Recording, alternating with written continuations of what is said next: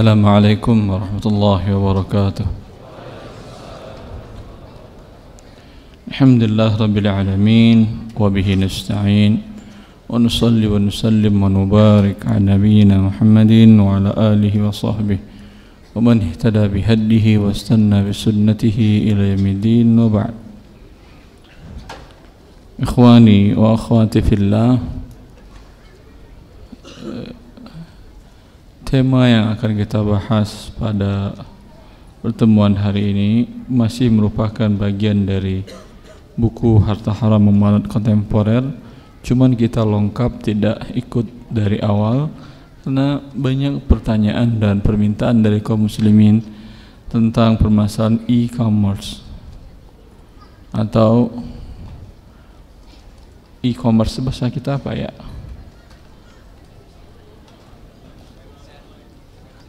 Online, jual beli online, jual beli online atau OL mereka bilang ya.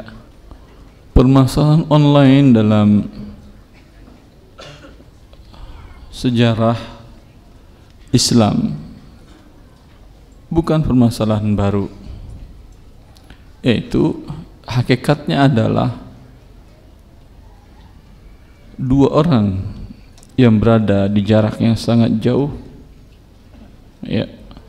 Dua orang yang berada sangat jauh yang tidak memungkinkan untuk melangsungkan komunikasi langsung. Ini bukan suatu hal yang baru, sudah dikenal di masa Rasulullah sallallahu alaihi wasallam tentang tiga sahabat Rasulullah sallallahu alaihi wasallam yang mereka tidak ikut perang Tabuk. Kemudian selama 50 hari mereka dikucilkan dari para sahabat yang lain, dan sampai pun Rasulullah SAW tidak mau menjawab salam mereka ketika menyampaikan salam kepada Rasulullah. Sangat membingungkan mereka. Ka'ab bin Malik, salah seorang di antara mereka, beliau menceritakan selama 50 hari akhirnya Allah Subhanahu wa taala menurunkan ayat menerima pertaubatan mereka.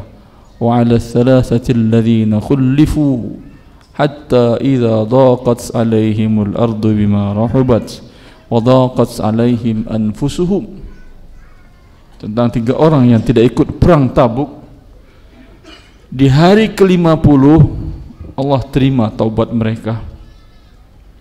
Maka kata Ka'ab bin Malik, pada hari ke-50 saya tidak tahan menghadapi hajar atau isolasi namanya apa?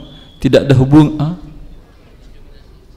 bukan diskriminasi, dia dijauhkan dari istrinya, pun dipisahkan dari dia, isolasi kan ya. Tidak tahan menghadapi isolasi ini sampai dia naik ke atap rumahnya ketinggian dan ingin menjatuhkan dirinya. Di waktu itu para sahabat ketika mendengar ayat itu turun yang menyatakan pertaubatan mereka bertiga ini diterima oleh Allah, Ka'ab bin Malik, Hilal bin Umayyah, Allah menerima pertobatan mereka. Para sahabat, teman-teman mereka yang lain berlomba-lomba untuk menyampaikan kabar gembira ini kepada para sahabat yang tiga ini. Kan mereka juga merasa terenyuh, kasihan. 50 hari seluruh sahabat dilarang berbicara dengan tiga sahabat ini. Sampai istri mereka pun sendiri tidak boleh berbicara pun tidak boleh. Enak hidup di dunia ketika itu. Maka ada di antara mereka yang mengejar kudanya sekencang mungkin untuk menyampaikan berita ini. Lalu tapi ada satu orang yang naik ke puncak ketinggian dan mengatakan, wahai Ka'ab, sesungguhnya Allah telah menerima pertaubatanmu. Kata Ka'ab, suara lebih dahulu daripada kuda. Online atau tidak itu? Online atau tidak? Masya Allah. Online ya akhi. Dengan suara. Dan di masa Umar bin Khattab radhiyallahu taala an, ketika beliau menaklukkan Qadisiyah, perang menaklukkan itu perang panjang melawan imperium besar di masa itu, imperium Persia, yang merupakan kejayaan dan kebanggaan negara Iran sekarang.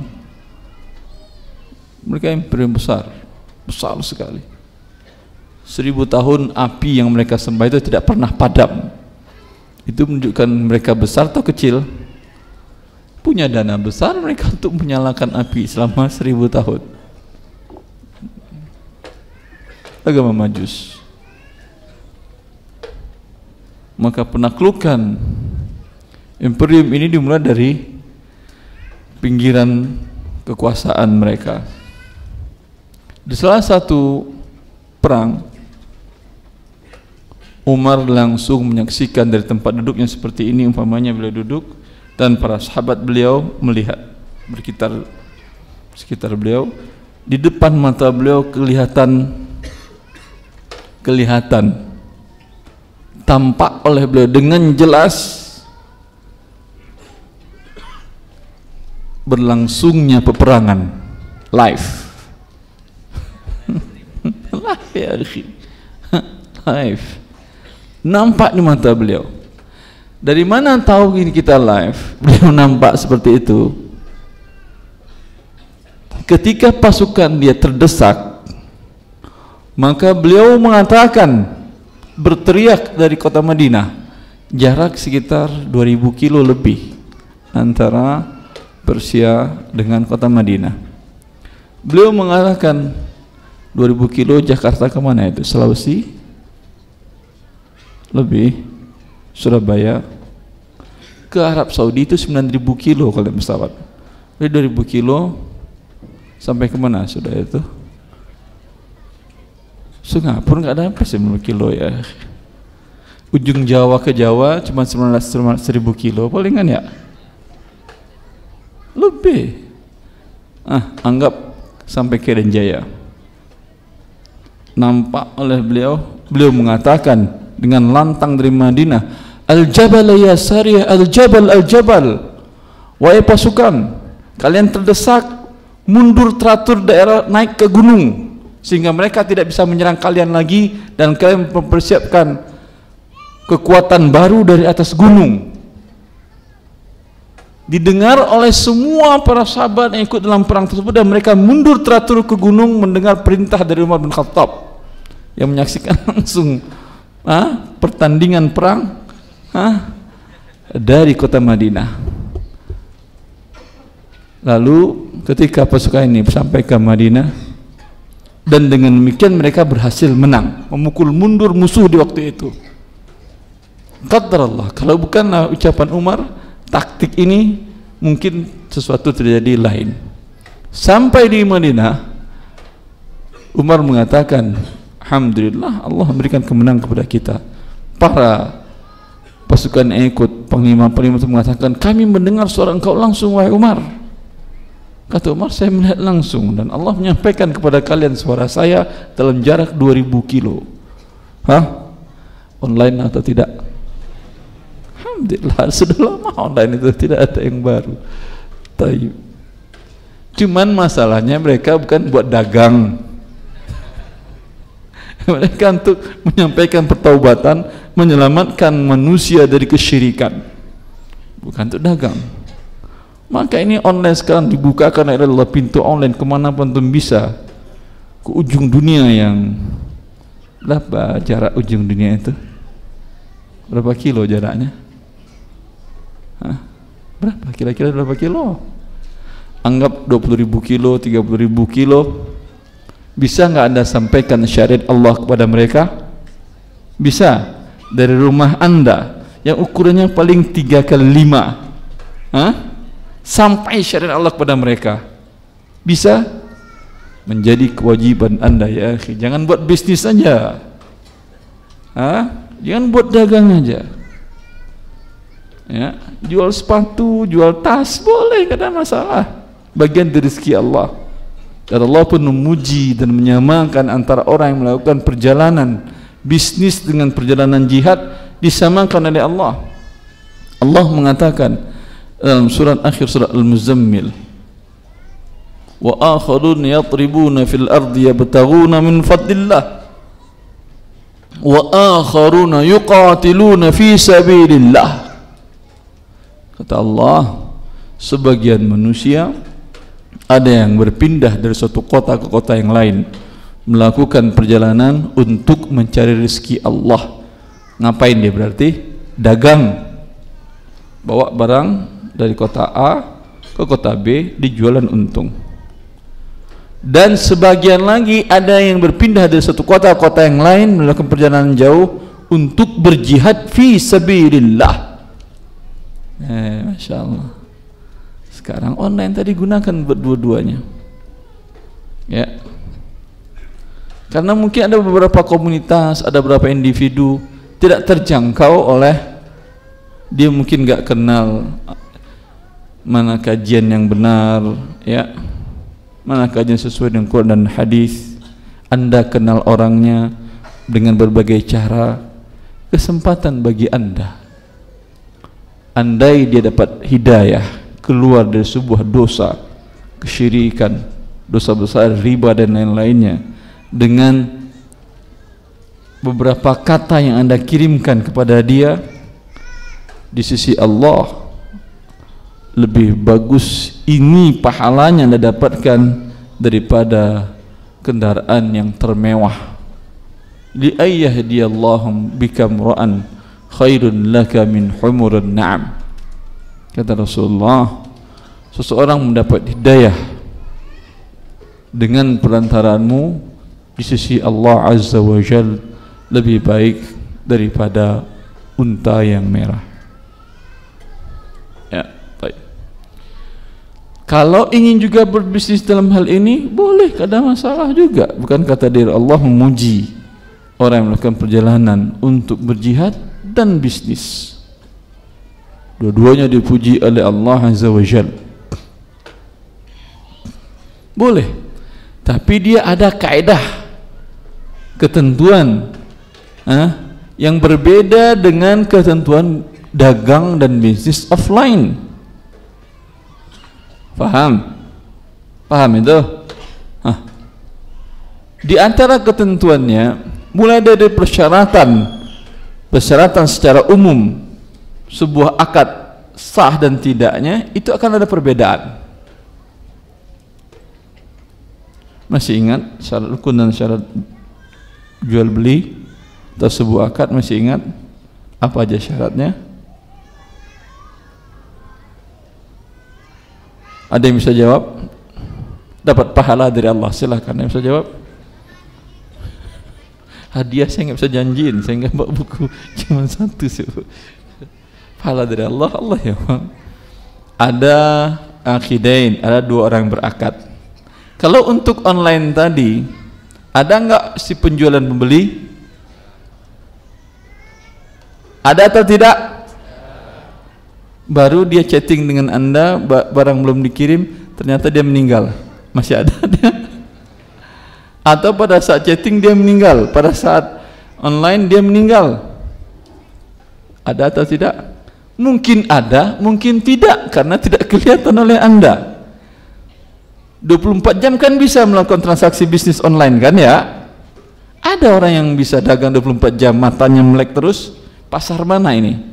Tunjukkan ke saya 24 jam ada tukang jaganya.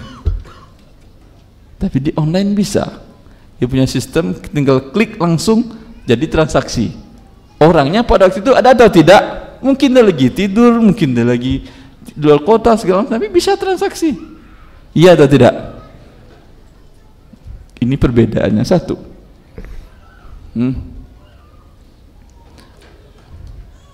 Kemudian al-aqidain. Tahukah Anda yang berakad dengan Anda sudah memenuhi kecakapan yang dibuat oleh syariat? Di antaranya Allah mengatakan bahwa jual beli itu harus sudah baligh. Wabtalul yatama hatta idza balagun nikah. Tahukah Anda umpamanya penjual atau pembeli? Tahukah Anda lawan transaksi sudah balik atau belum? Tahu atau tidak? Tidak. Ternyata dia belum balik. Kalau untuk akad jual beli gorengan mungkin boleh. Hah? Ini enggak, tas kulit, Masya Allah, harga $30 US. Itu enggak ada anak jual beli di pasar yang tas kulit $30 US. Ada anak yang berani? Kalau ada anak yang berani jual, enggak ada. Baik. Kemudian ada ijab dan qabul dalam sebuah akad. Seperti dia mengatakan, saya jual, saya beli. Ini ada persyaratan khusus. Di antaranya langsung. Tidak ada jeda waktu, tidak berpisah majelis. Kalau umpamanya ini adalah majelis tempat dagang, umpamanya,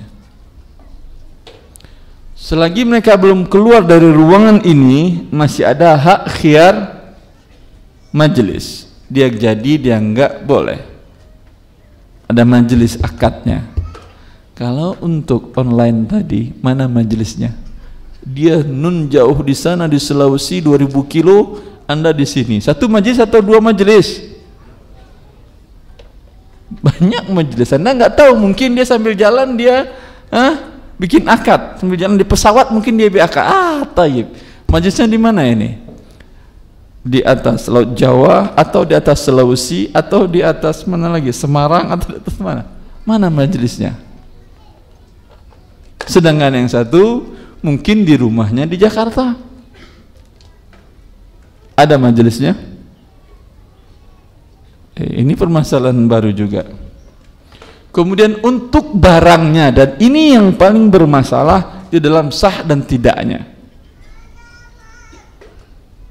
Untuk barang yang disyaratkan serah terima tunai dalam tukar menukar perdagangan akad, contohnya apa? Apa yang disyaratkan tunai oleh Rasulullah?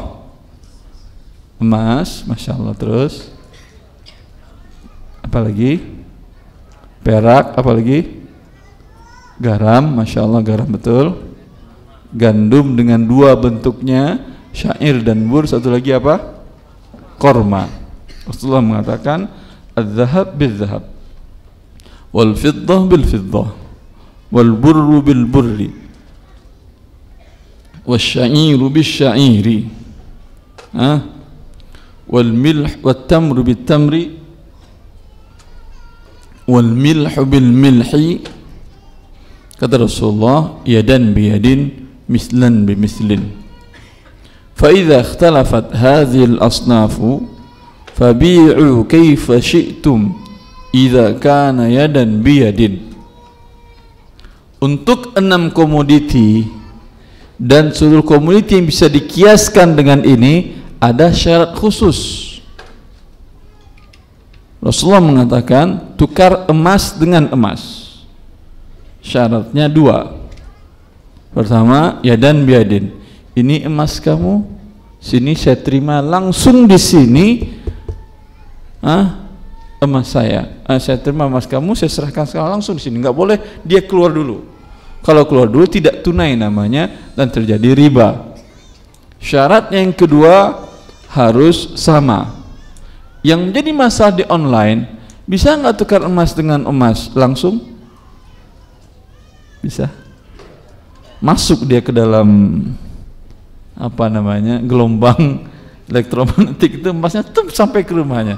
Masuk lagi gelombang sampai gitu. Mungkin nanti bisa, wallahu alam. Yang sekarang tidak ada. Kecuali ada khadam ente jin yang bawain sana jin. Tapi nggak bisa juga dalam waktu yang sama. Siapa tahu jinnya di tengah jalan, masih di jalan Gatot Subroto, ente sudah keluar dari rumah, bisa majelis. Faham? Ini tidak bisa dengan online. Dikiaskan dengan ini, itu sama, sejenis. Berbeda jenis tapi satu illat. Emas dan perak illatnya adalah mata uang atau alat tukar.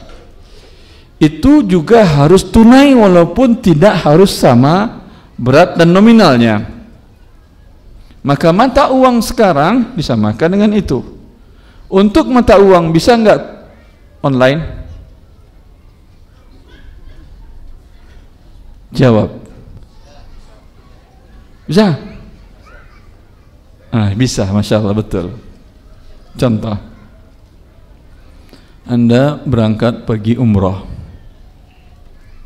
Masya Allah, Allah berikan rezeki Anda, semoga Allah berikan kita semuanya kesempatan untuk melakukan ibadah ini, ya. Menjawab perintah Allah dan panggilan Nabi Ibrahim, muadzin fil nasi bil haji ya'tuka rijala wa ala kulli dhamir ya'tina min kulli fajjin amiq. Ketika Anda berangkat, berada di Madinah, sampai di Madinah, kartu ATM, kartu debit yang Anda bawa, ada tertulis visa di situ. Bisa digunakan di seluruh dunia ini, bisa. Anda pakai di salah satu anjungan ATM yang ada, anggap namanya Bank Ar-Rajihi, Bank Islam di sana. Anda gesek, tekan angka. Yang keluar apa? Rupiah atau rial? Uang Anda apa tadi? Rupiah atau rial? Yang keluar sekarang apa? Iya, betul. Kalau keluar rupiah takut Anda, Masya Allah ada rupiah. Ini dari mana rupiahnya? Jangan-jangan palsu segala macam. Alhamdulillah yang keluar real. Ini tukar rupiah tabungan Anda dengan real yang dikeluarkan oleh anjungan ATM Bank Rajihi tadi, tunai atau tidak? Buktinya apa tunai? Betul tunai. Buktinya cek langsung, rekening rupiah Anda akan berkurang senilai kurs dengan real yang Anda tarik. Iya atau tidak? Alhamdulillah bisa tunai. Tapi kalau emas tadi tidak bisa. Paham ini? Tidak bisa jual beli emas dengan cara online. Ya, mata uang yang lain boleh, Masya Allah.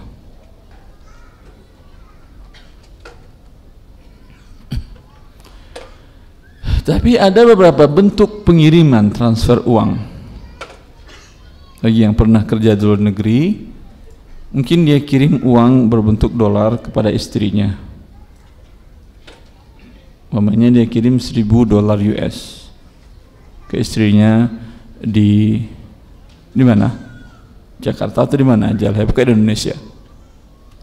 Yang tertulis di slip transfer dia di negara tempat dia mengirimkan tadi itu nominal dolar atau rupiah? Yang pengalaman, yang pernah, jangan asal jawab untuk pengalaman atau tidak. Yang tertulis apa?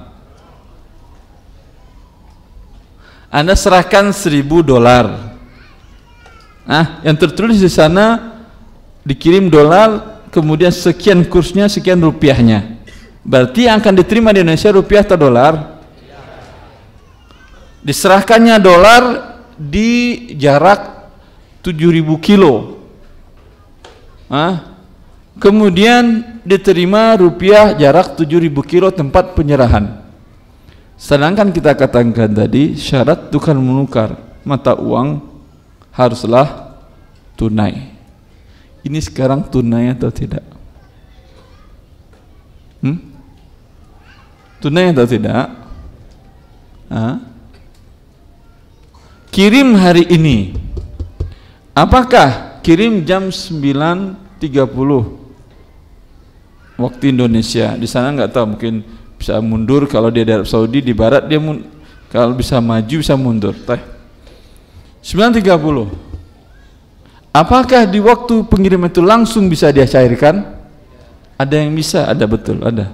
Ada beberapa jasa transfer yang bisa langsung tunggu di kantor pos atau di mana Anda langsung bisa dicairkan, ada. Tapi umumnya kalau antar bank itu ada jasa transfer khusus. Kalau umumnya tidak, belum bisa dicairkan.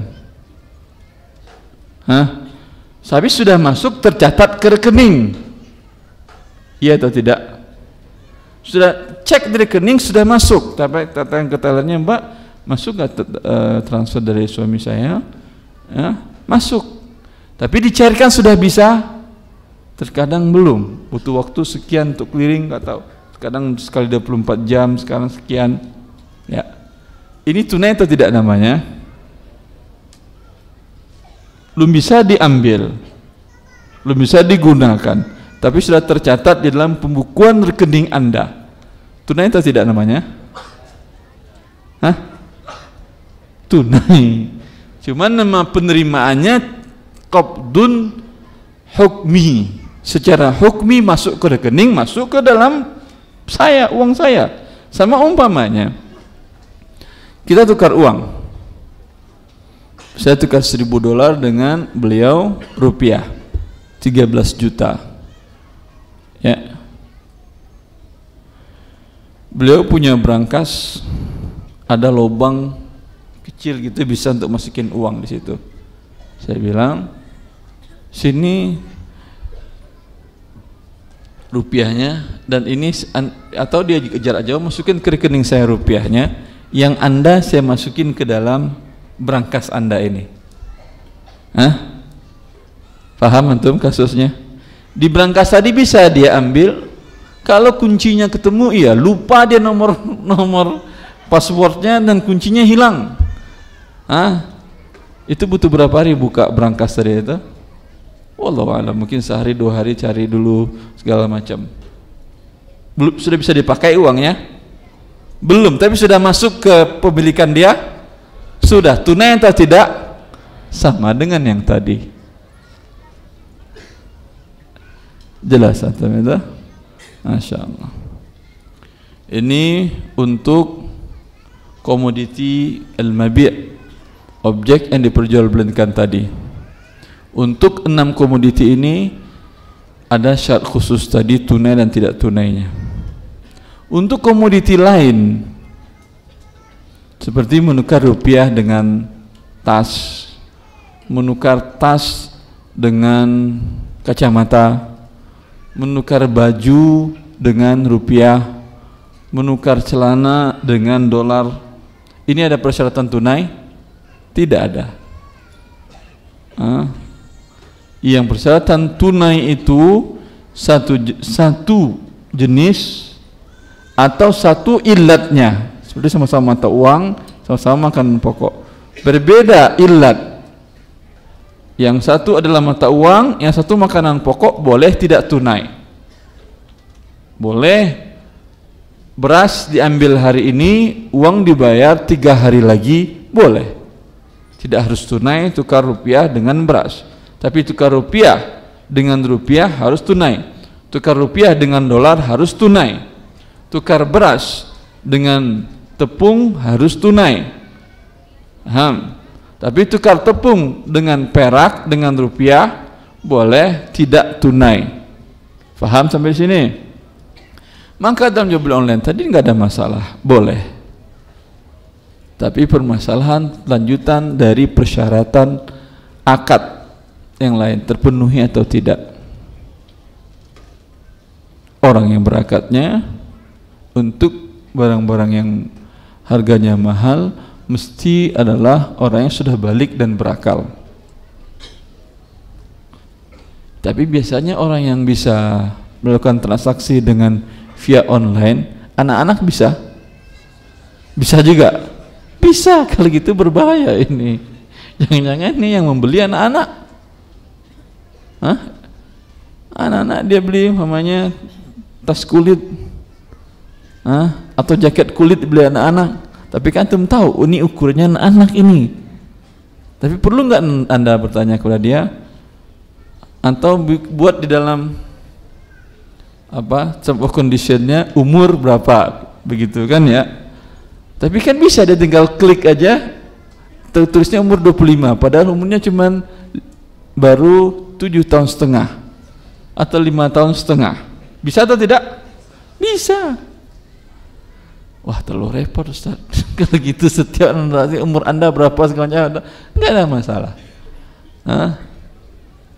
Pada dasarnya akad tadi boleh, kecuali ternyata dia anak kecil, apa boleh buat? Akad tidak sah, kemudian konsekuensi dari akad tidak sah, uang kepemilikan menjadi tidak halal di tangan Anda, uang imbalan barang tersebut. Hanya itu saja. Dan jumlah biasanya persentase dari anak yang melakukan transaksi online berapa persen? Sampai 10%. Anak yang belum balik yang melakukan transaksi online sampai 10%. Oh, tapi yang bermasalah game, biasanya anak-anak doyan game kan ya? Ini berbahaya nih game ini. Kalau transaksi game itu umumnya anak-anak atau orang tua yang main game? Dua-duanya, orang tua juga main game. Subhanallah. Ini orang tua ya nggak bahagia waktu kecilnya ya akhi. Waktu kecil bahagia main di sawah itu lebih bahagia daripada main game.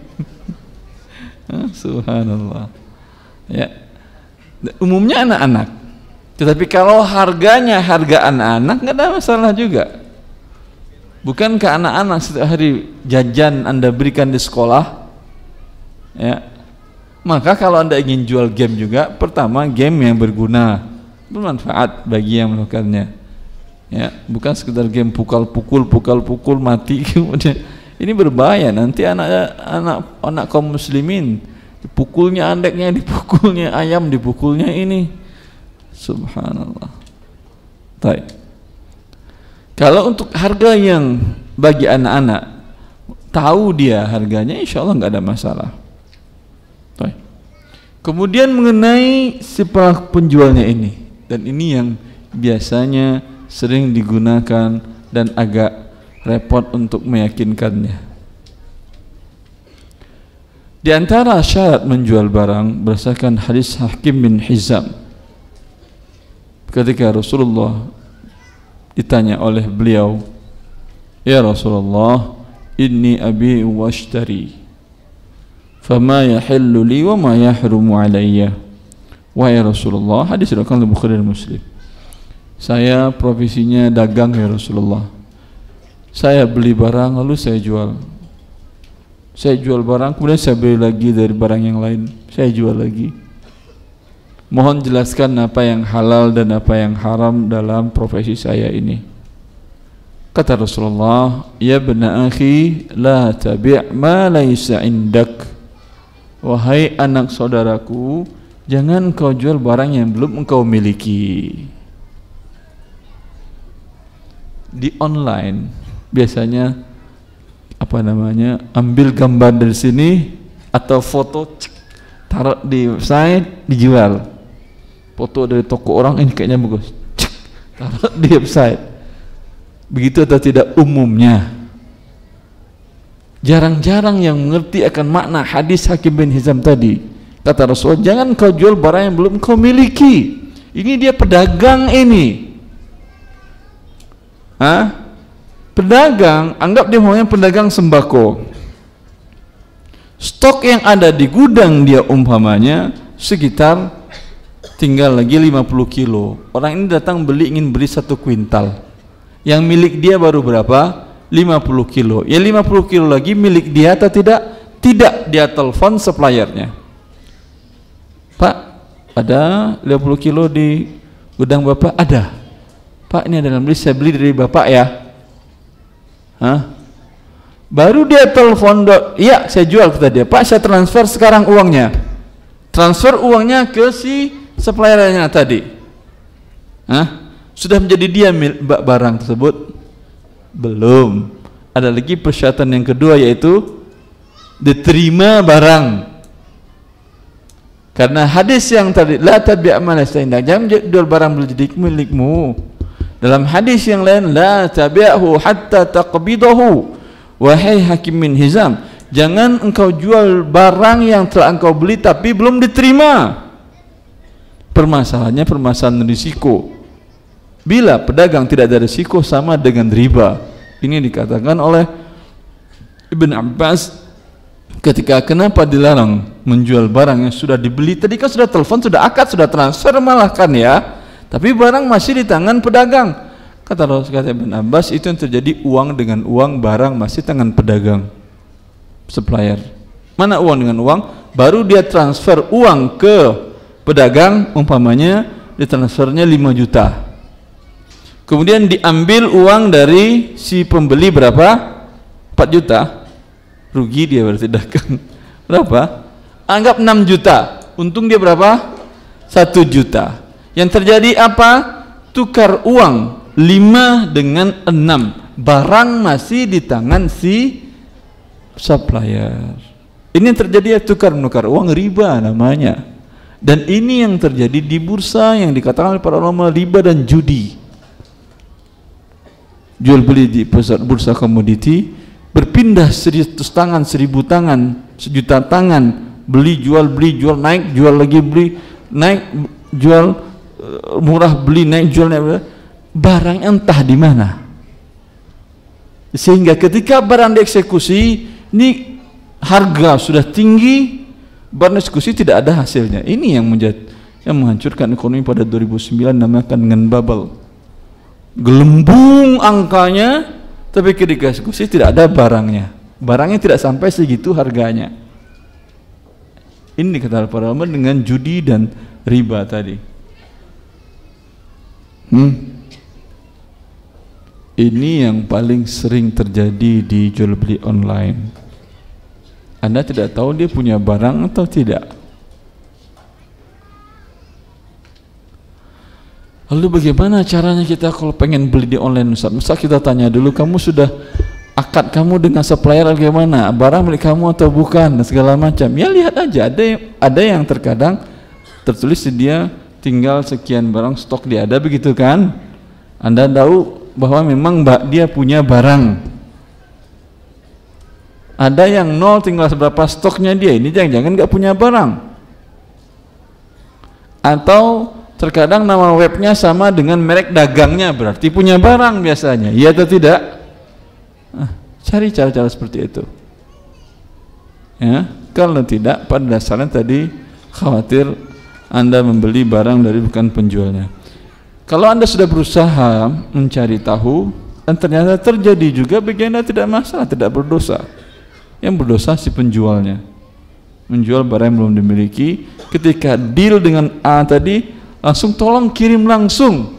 Kan udah deal dia tadi beli beras tadi kan ya, yang 5 juta tadi, deal ditransfer langsung. Biasanya si pedagang ini minta kirim ke dia dulu atau langsung ke pembeli, alamat pembeli? Langsung. Dia tidak mau. Kalau kirim dulu kan kosnya bertambah, Ustadz. Kos bertambah betul, tapi halal. Ini kosnya tidak bertambah, tapi haram. Zina dengan nikah, mana yang bertambah kosnya? Pasti nikah. Kosnya luar biasa, Masya Allah. Mulai dari awal sampai sekarang ketika punya anak, semuanya kosnya itu subhanallah. Tapi rezeki kan yang halal dari Allah. Zina nggak, kosnya kecil aja, mungkin besar di awal, habis itu nggak ada lagi kos-kosan. Tetapi dikutuk oleh Allah Azza wa Jalla dan rusak kehidupan manusia. Ya, tidak ada masalah bertambah kos, tapi bisa Anda perkecil ini. Bagaimana bentuknya? Bilang ke toko beras tadi, tunggu dulu supplier, jangan kirim dulu, akan saya utus orang saya datang ke toko Anda untuk serah terima. Nanti dari sana setelah serah terima, tanda terima dan naikkan barang ke truk, tolong Anda kirimkan ke alamat si fulan. Paham? Berarti jual belinya kapan? Setelah barang serah terima. Ini solusi, Masya Allah. Oh, itu kan dekat, Ustadz. Ini hikmahnya kenapa Islam melarang ini. Tadi saya katakan menghindari riba dan menghindari risiko. Karena dalam kasus ini reseller ini risikonya tidak ada. Kalau umpamanya langsung main kirim saja. Ada salah seorang kaum muslimin pernah bertanya kepada saya, Masya Allah. Dia bertanya tentang orang tuanya sudah meninggal, tapi orang tuanya pernah membuat transaksi dagang dengan supplier material bangunan. Di salah satu kota dia beli di kotanya, kemudian minta kirim ke tempat dia, desanya dia, ke tokonya. Qadarullah, kata dia, truk yang berisi material yang dibelinya itu masuk jurang, barangnya hancur, truknya hancur, orangnya pun meninggal. Ya. Kata dia, Ustadz, apakah ibu saya, karena itu ibunya belum dikirim, ibunya belum bayar. Apakah ibu saya terhutang, Ustadz? Kalau memang ya terhutang, saya bayarin, gak ada masalah, kata anaknya. Kan sudah akad kan ya? Hah?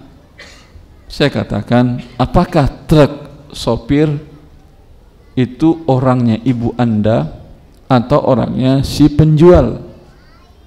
Kan bisa jadi dikirimnya truk untuk biaya lebih murah segala macam, negonya silahkan saya jual harga sekian tapi ambil di tempat, kan bisa ada gitu kan ya. Kalau saya ngirimin harganya sekian, kan biaya cas lagi, kan dia pikir-pikir. Kata dia truk dan sopirnya itu milik si penjual, Ustaz. Kalau gitu orang tua Anda terbebas dari hutang. Kenapa? Belum serah terima. Kalau belum serah terima, berarti tidak ada risiko di pembeli, kan belum jadi milik dia. Ini milik masih si penjual, risiko masih di penjual. Faham? Oleh karena risiko masih si penjual, karena itu Islam mengharamkan si pembeli ini untuk menjual kembali. Karena biasanya kalau sudah telepon tadi, dia ditransfer, tapi belum serah terima, itu risiko kan masih milik si penjual.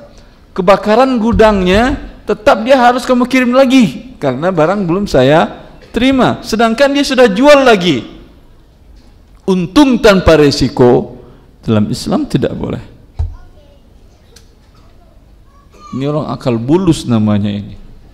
Dalam Islam seimbang antara risiko dengan keuntungan. Dan ini dalam kehidupan kita sehari seperti ini. Semakin besar risikonya, semakin besar untungnya. Juga kalau rugi, semakin besar ruginya. Yang sering saya gambarkan, mana besar risiko pedagang dengan pegawai? Mana besar risikonya dalam cari rezeki? Pedagang. Seminggu dia dagang, buka toko, tiap hari masuk bersih-bersihin, belum tentu ada yang beli. Kalau pegawai, seminggu dia gak masuk, akhir bulan terima gaji atau tidak? Risikonya besar apa kecil? Karena itu gajinya kecil. Yang pedagang tadi risikonya besar, tapi 3 minggu yang belakangan tadi keuntungannya mungkin 10 kali lipat dari gaji yang risiko kecil. Allah Maha Adil. Terserah Anda mau pengen yang besar, risiko besar. Tidak, belum udah tidak. Allah balik fikum. Cukuplah saya kira ya, sudah 40 menit penyampaian. Silahkan kalau ada pertanyaan.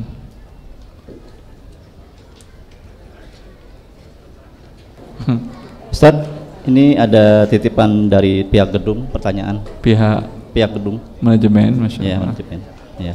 Jadi pertanyaannya, Assalamualaikum warahmatullahi wabarakatuh. Assalamualaikum warahmatullahi wabarakatuh. Bagaimana perhitungan zakat untuk hasil pertanian yang nilainya di bawah modalnya? Sebentar. Ini pertaniannya apa? Padikah, sawitkah, karet? Gabah. Padi. Hasil padinya berapa kilo? Kalau di atas satu nisab, yaitu 300 sok. 300 sok. Satu sok itu satu zakat 4 mud, sekitar 2,3 liter Kalau dikonversikan dengan berat mungkin bisa 2,5 kilo, 2,6 kilo, tergantung basah kepadatannya dan basah dan tidaknya. Berarti kalau umpamanya 2,5 dikali 300, 750 kilo. Paham? Walaupun rugi tetap bayar zakat. Artinya 750 kilo biaya. Kalau dijual umpamanya dapat uang sekitar 30 juta.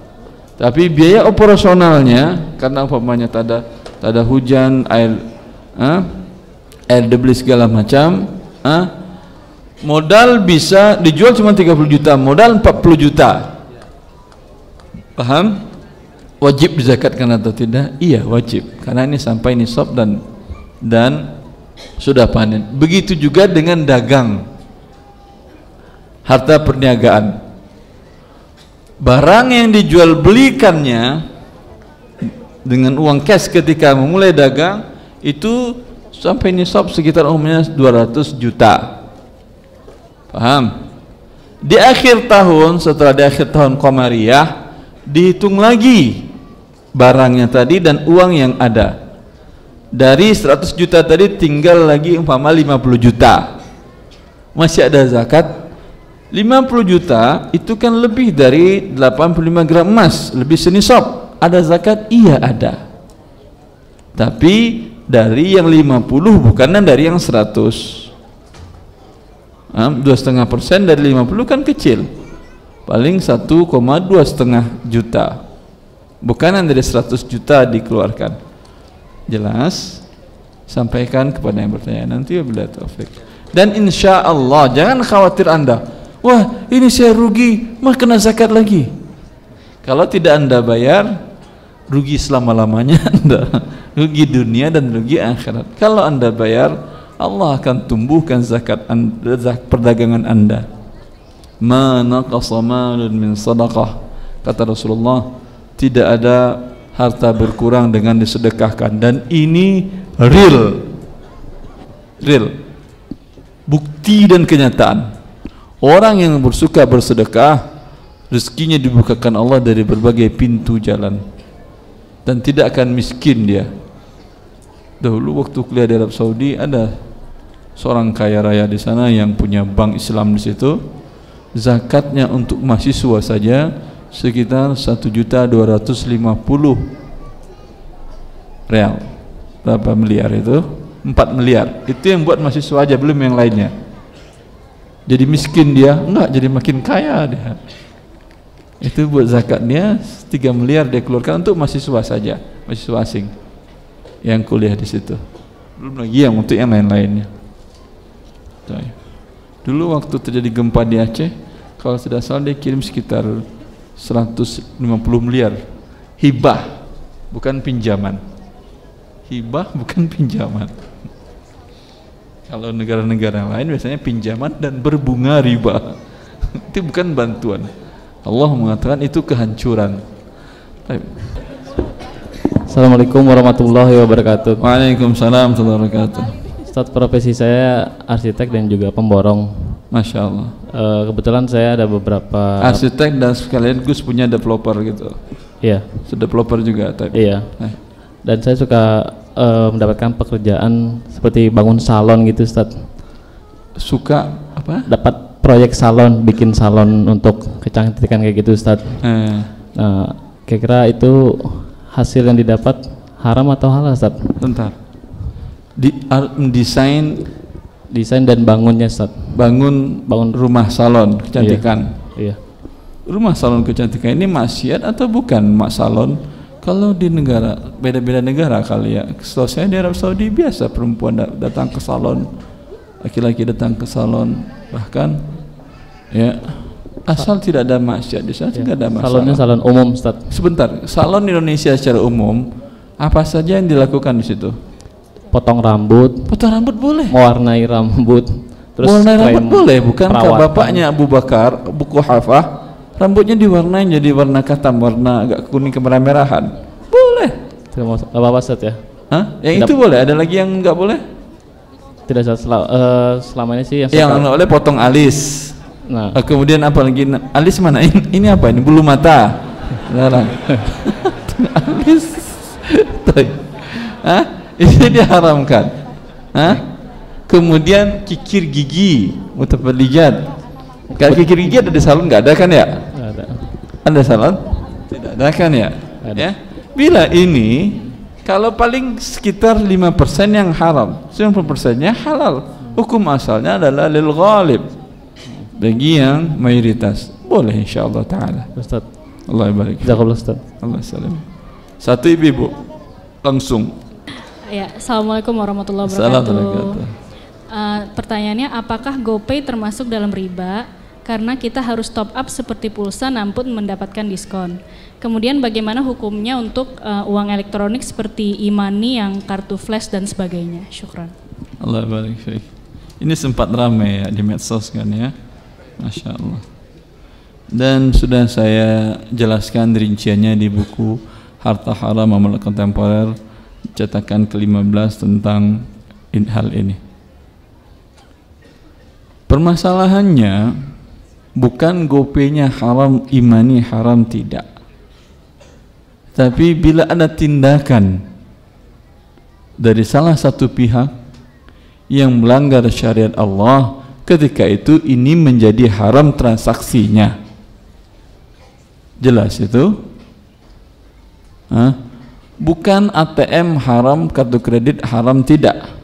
Tapi ketika ada persyaratan-persyaratan dalam kartu itu yang melanggar syariat Allah, maka dalam transaksi itu menjadi haram. Bila tidak mungkin dipisahkan sama sekali, pasti akan ada, berarti haram dia sama sekali. Mutlak haram. Faham ini? Kembali kita ke permasalahan GoPay. Ya. GoPay tadi kan Anda deposit uang, ya atau tidak? Deposit uang ini artinya apa? Akadnya apa? Meminjamkan, bukan beli jasa dia. Karena belum ada transaksi jasa, baru ngirimkan uang. Ketika masuk ke rekening perusahaan GoPay tadi, sudah bisa nggak dia gunakan uangnya? Itu dia akad pinjaman, bukan akad jual beli jasa. Kalau jual beli jasa seperti pulsa, tidak deposit namanya, langsung dibayar pulsa. Atau Anda beli tiket pesawat 3 bulan sebelum berangkat, deposit namanya, atau beli tiket namanya, tidak deposit namanya. Bisakah Anda minta program deposit ke salah satu penerbangan, maskapai penerbangan di Indonesia, umpamanya maskapai yang terkenal Garuda, saya sering kerja ke antar pulau segala macam, atau ada bisnis segala macam. Khawatir saya nanti pada waktunya rekening saya kosong, saya deposit di Anda umpamanya 10 juta. Dia bilang, Bapak beli tiket kemana? Belum ada, beli nanti. Pegang 10 juta, besok saya beli tiket umpamanya ke A, kota A, berkurang uang saya. Besok saya beli kota B, berkurang uang saya. Bisa nggak di Garuda? Bisa atau tidak? Tidak bisa, karena tidak ada deposit dia. Kalau yang di GoPay bisa atau tidak? Dan itu memang yang diinginkan. Karena semakin banyak orang deposit, uang semakin banyak bisa diputar, dapat modal. Jangankan masalah permodalan, masuk saja uang ke rekening dia, kalaulah di bank riba ataupun di bank syariah, ada nggak bagi hasil ada pertambahan? Ada atau tidak? Ada. Andai umpamanya ada 1 juta orang deposit 100.000, berapa miliar itu? 1 juta kali 10.000 berapa? 100.000 10 miliar. 10 miliar per hari, berapa sudah keuntungannya? Karena nggak mungkin hari ini Anda masuk, hari ini habis langsung saldonya Anda gunakan membayar ke drivernya. Mungkin atau tidak? Mungkin dari 1 juta orang yang bayar tadi, paling yang menggunakan di hari itu paling 5%, 10%. Iya atau tidak? Itu keuntungan yang luar biasa. Dan buktinya ini keuntungan luar biasa. Anda lihat banyak perusahaan berlomba-lomba membuat scam yang sama, bisa mengumpulkan dana sebanyak-banyaknya. sampai di situ tidak masalah. Tetapi karena akadnya deposit meminjamkan, maka si pemberi pinjaman tidak boleh mendapatkan keuntungan atau pertambahan. Ya, silakan deposit, nggak ada diskon. Mau bayar pakai deposit, mau pakai uang cash, tidak ada, sama. Tapi kalau dia buat sistemnya seperti itu, menarik nggak bagi para konsumen? Menarik apanya? Ngapain saya kirim uang ke dia, uang saya berkurang, bagi saya nggak ada manfaat. Oleh karena itu daya tariknya diskon, berkurang. Diberikannya adalah keuntungan laba. Kalau ke lain jasa sekian, kalau cash, kalau ke ini jasanya jadi murah. Kenapa jadi murah? Untuk menarik orang memberikan pinjaman kepada dia. Bukankah keuntungan jasa pinjaman, jangankan Abu Hanifah radhiyallahu taala an, kalau dia meminjamkan uang kepada seseorang, ya, uang kepada seseorang, maka kalau hujan dipanggil oleh orang minjam uang tadi, ta'al ya imam, berteduh di rumah saya, istazil tahta baiti, masuk rumah silakan berteduh, kasihan hujan-hujan nanti kamu demam. Beliau tidak pernah mau, khawatir itu manfaat dari pertambahan dari uangnya. Kalaulah dia berteduh di tempat lain kan bayar, ya atau tidak? Maka ini yang dikatakan Rasulullah SAW, idza aqrada ahadukum qardan wa uhdiya ilaihi aw hamalahu fi dabatihi fala yaqbalha wa la yarkab illa yajri bainahu wa bainahu qabla dhalika. Hadis riwayat Abu Dawud disahihkan banyak para ulama dan Al-Nawawi dan Syekh Al-Albani. Kata Rasulullah, bila seseorang meminjamkan uang kepada seseorang, lalu si penerima pinjaman memberikan hadiah kepada pemberi pinjaman, atau si penerima pinjaman memberikan jasa tunggangan, ya, kata Rasulullah, jangan terima hadiahnya dan jangan mau naiki tunggangannya. Tetangga A dan B, A butuh uang 10 juta, lalu dia pinjam kepada B, dipinjamkan oleh B. Selama ini A tidak pernah berikan hadiah makanan apapun kepada si B. Semenjak pinjaman, Masya Allah, pagi hari lontong dikirim, pecel, siang hari nasi bungkus Padang dikirim, malam hari sate dikirim. Ini sate, apalagi ini lontong, nasi Padang, riba semuanya ini. Karena sebelumnya tidak pernah ada. Kenapa? Nanti ketika dia bayar 10 juta, bukan 10 juta dia bayar, 10 juta ditambah hadiah. Selama ini hitung berapa hadiahnya. Andai hadiah itu dihitung, diakumulasikan namanya angkanya 500.000, berarti dia bayar 10 juta 500.000. Itulah dia ribanya. Sampai Rasulullah mengatakan kalau ditawarkan tunggangan, jangan engkau naiki, kata Rasulullah.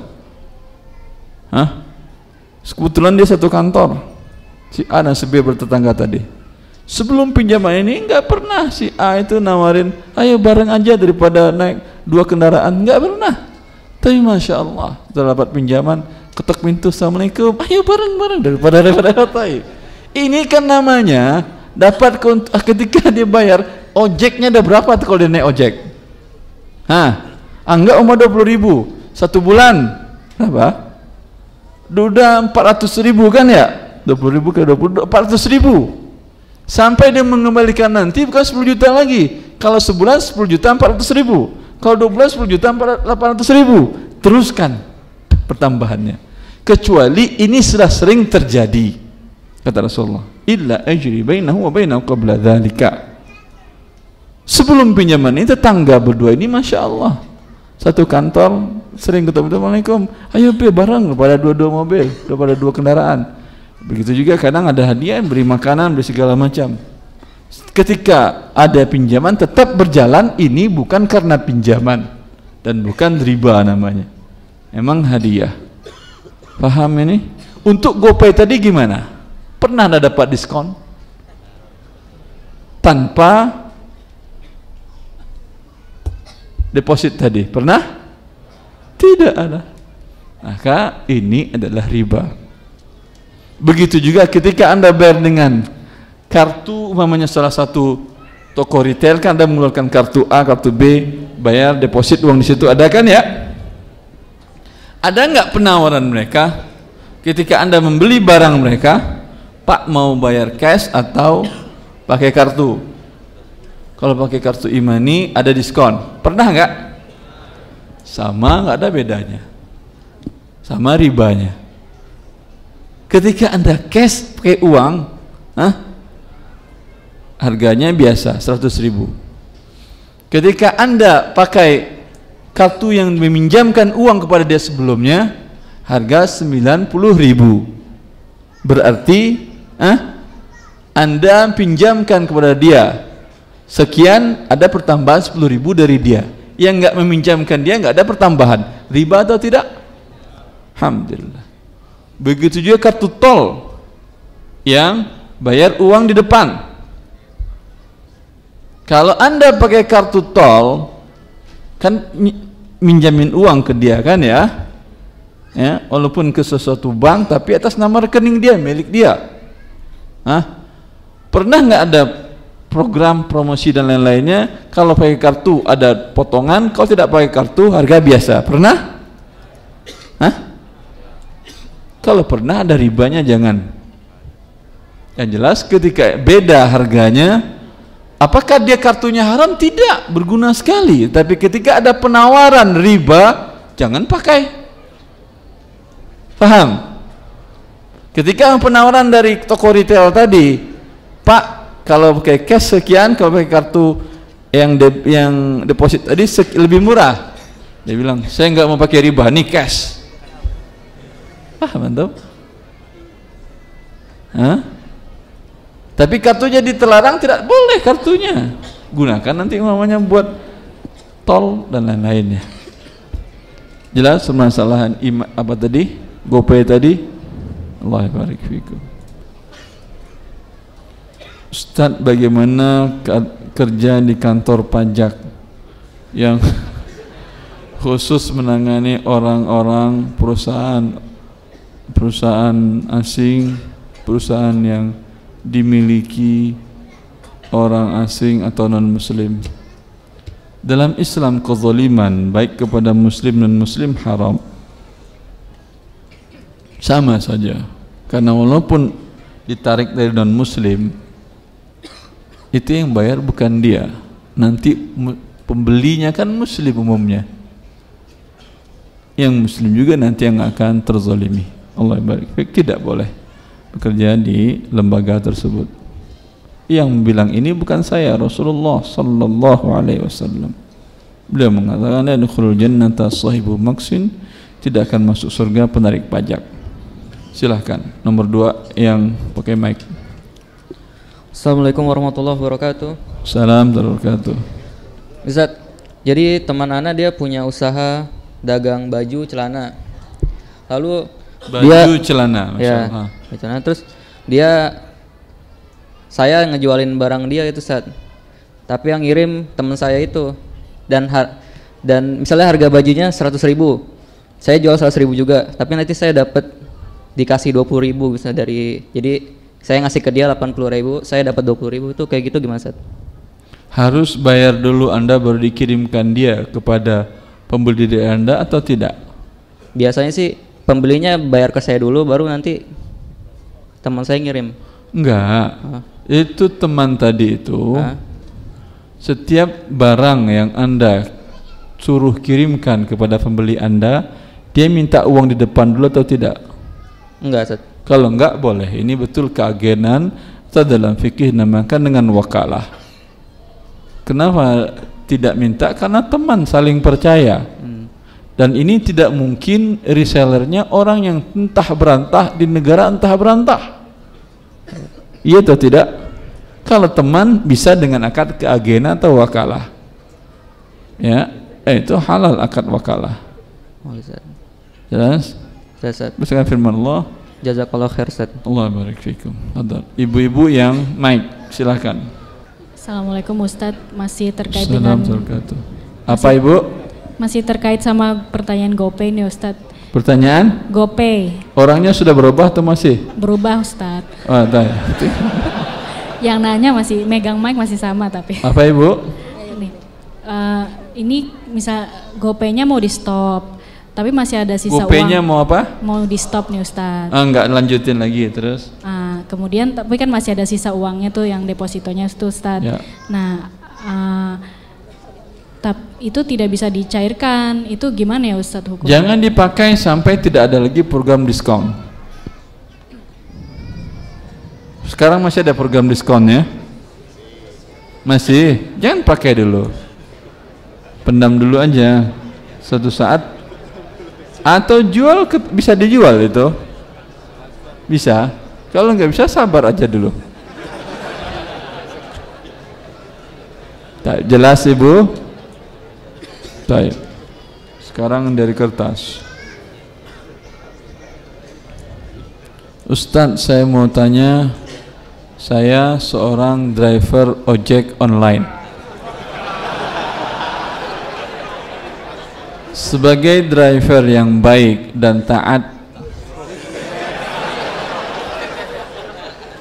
sesuai peraturan perusahaan, termasuk mengikuti peraturan perusahaan untuk tidak diperbolehkannya menggunakan memodifikasi aplikasi ojek online, tetapi sebagian kerabat dan teman-teman seprofesi saya banyak yang memodifikasi dan menambahkan aplikasi supaya dapat orderan banyak.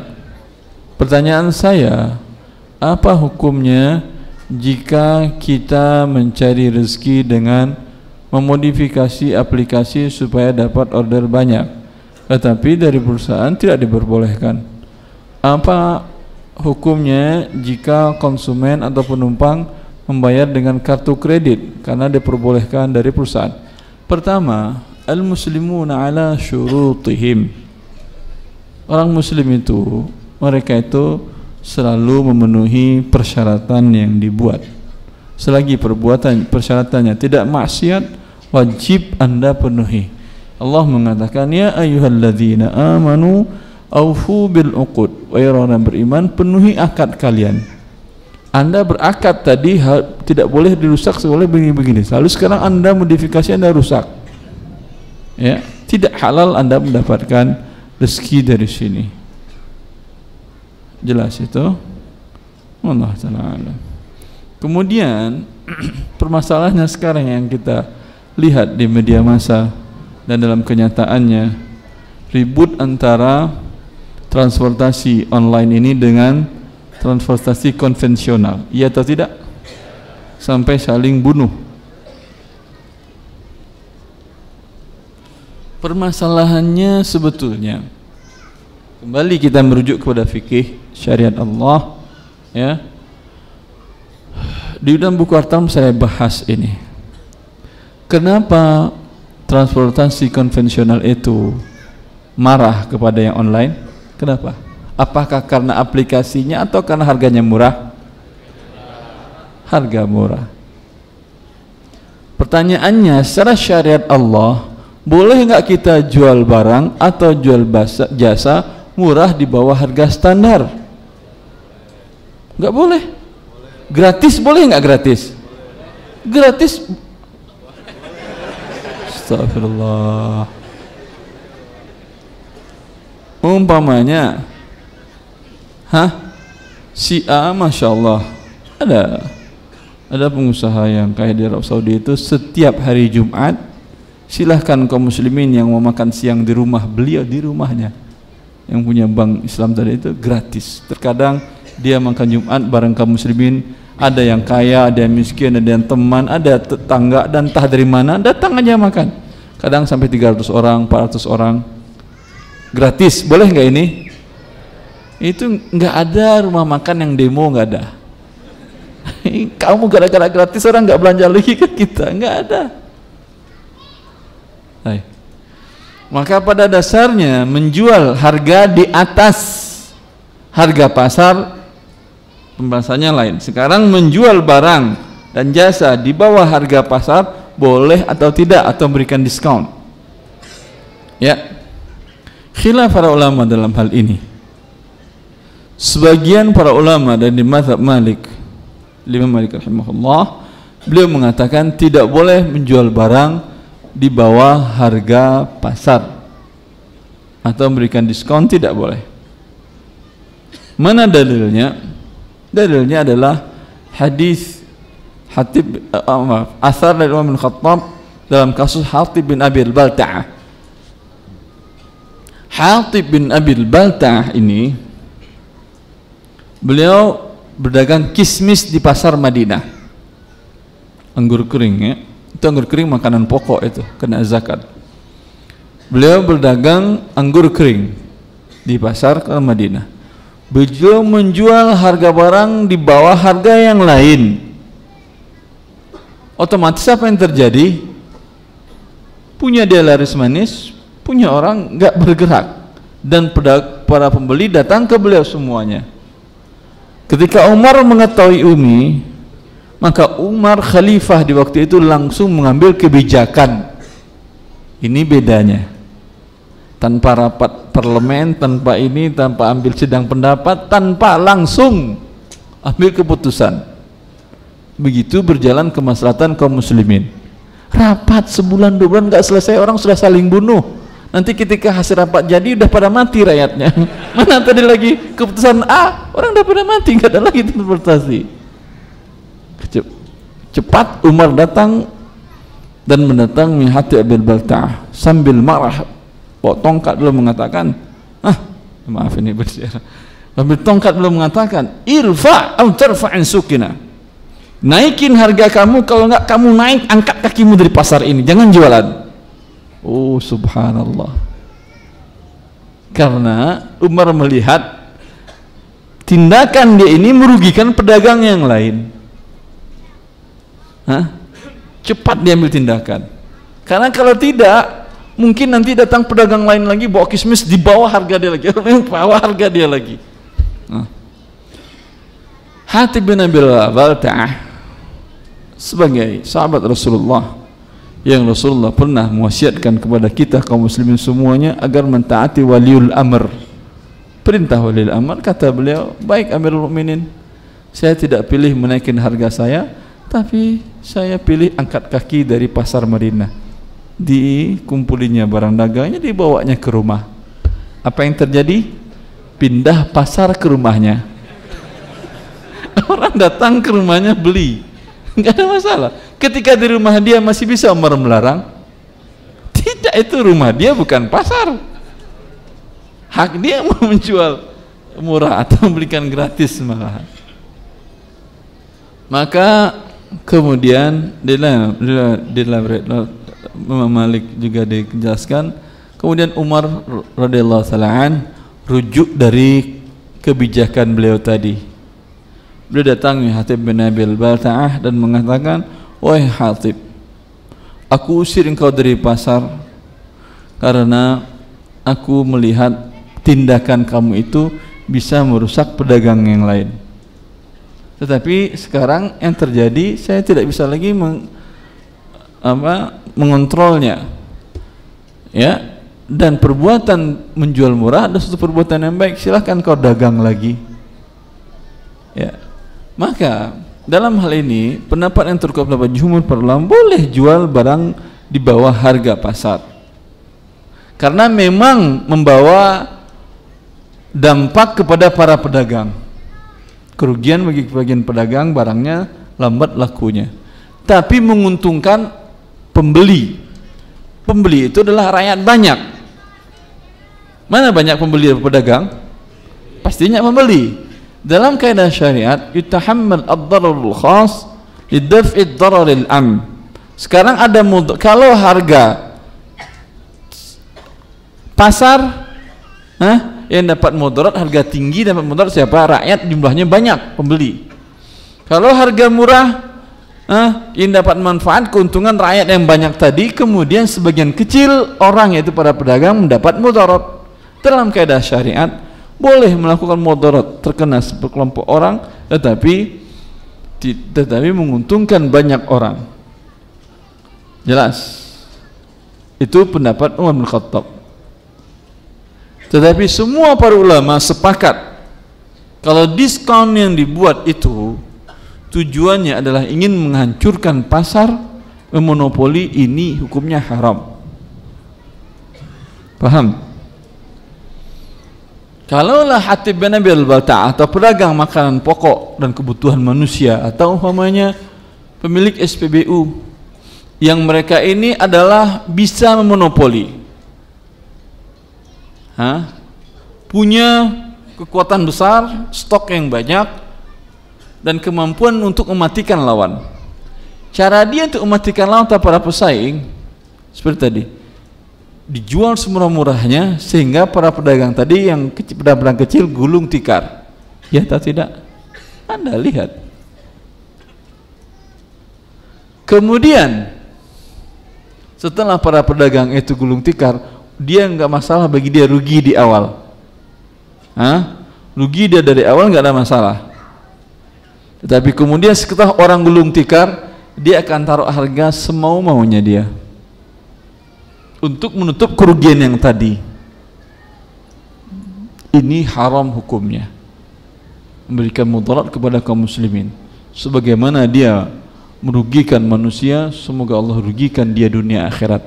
Tapi kalau tujuannya tadi ingin harga murah, dan ketika dia turunin harga otomatis para pedagang tadi, atau dia tidak pedagang besar, pedagang biasa aja, dia jual harga murah nggak ada masalah, karena orang beli 5.000 orang, habis itu habis barangnya, kembali lagi barang lain normal, dia dapat pahala karena menjual lebih murah, sama dia bersedekah dengan sebagian dari harganya. Faham ini? Allah barik. Assalamualaikum warahmatullahi wabarakatuh. Assalamualaikum. Ini saya masih bingung mengenai syarat untuk jual beli, termasuk dalam hal ini dijual beli online. Ya. Tadi kan syarat pertama itu harus barang dimiliki. Terus yang kedua ini yang saya permasalahkan barang itu dimiliki atau diwakilkan oleh pemiliknya untuk dijualkan. Tak, syarat wakil itu tidak ada bayar dulu baru dikirim barang, seperti yang kita jelaskan tadi. Terus nah yaitu yang saya masih pertanyakan itu mengenai tentang barang itu harus saya miliki dulu, itu bagaimana Tat? Anda dengan supplier kenal atau tidak? Enggak. Kalau enggak, mau enggak dia barang dikirim dulu, uang nanti? Tentu tidak, karena dia enggak kenal Anda. Berbeda dengan kasus yang tadi. Kalau kasus yang dia adalah temannya, bisa kan bayar nanti kan ya? Berarti kalau harus bayar di depan, akadnya Anda dengan dia jual beli, bukan keagenan. Kalau akadnya jual beli, berarti Anda menjual barang yang belum Anda beli, walaupun sudah dibeli belum diterima. Termasuk nggak dalam larangan hadis Hakim bin Hizam tadi? Kalau kasusnya itu seperti ini, misalnya gini, saya menjualkan barang seseorang di website gitu, contoh saya buatnya marketplace gitu. Nah orang tersebut misalnya barang taruhlah beras itu harga 10.000 misalnya gitu. Kemudian di saya naikkan jadi 12.000. Tanpa barang tersebut saya terima dulu gitu di tanpa gudang saya. Terima dulu, langsung kirim ke pembeli. Nanti pembeli sistemnya bayar ke saya 12.000. Itu saya bagi hasil sama si penjual beras yang awal tadi, karena saya udah menjualkan ke konsumen, saya dapat 2.000, si penjual dapat 10.000. Begitu Tat. Uang nanti boleh setelah barang dikirim dulu. Uang dahulu baru nanti kirim barang. Itu dia permasalahannya. Kalau uang dulu barang nanti setelah barang dikirim, berarti Anda terima uang dari pembeli Anda, ya atau tidak? Iya. Ya. Jumlahnya umpamanya 11 juta umpama. Lalu Anda kirim ke si pemilik barang 10.500.000 karena harga barang dia 10 juta. Iya. Ya atau tidak? Iya. Barang di mana baru tempatnya sekarang, posisi barang di si supplier penjual, tidak ada yang bergerak. Berarti Anda bukan jual barang. Terima uang 11 juta di sini, kasih 10.500.000, dapat 500.000. Tukar uang dengan uang, ya atau tidak? Iya. Iya, itu namanya riba. Iya kan, tukar uang dengan uang bukan barang. Jadi seharusnya barang saya kirimkan dulu gitu, Tat, baru dia transfer. Atau bagaimana itu? Solusinya Tat. Kalau saya kirim dulu kan nanti banyak solusinya. Pertama, kalau orangnya kenal, selesai urusannya dengan yang tadi. Udah kirimin barang dulu, uang nanti. Ini bisa juga Anda beritahu kepada dia, bisa nggak saya bikin scam seperti ini? Uang nanti. Kemudian barang kirimin dulu. Paling dia mengatakan saya nggak kenal kamu, nggak masalah, saya akan deposit uang di tangan Anda. Kalau saya nggak bayar, potong dari situ. Sekarang mau nggak dia jadi keagenan?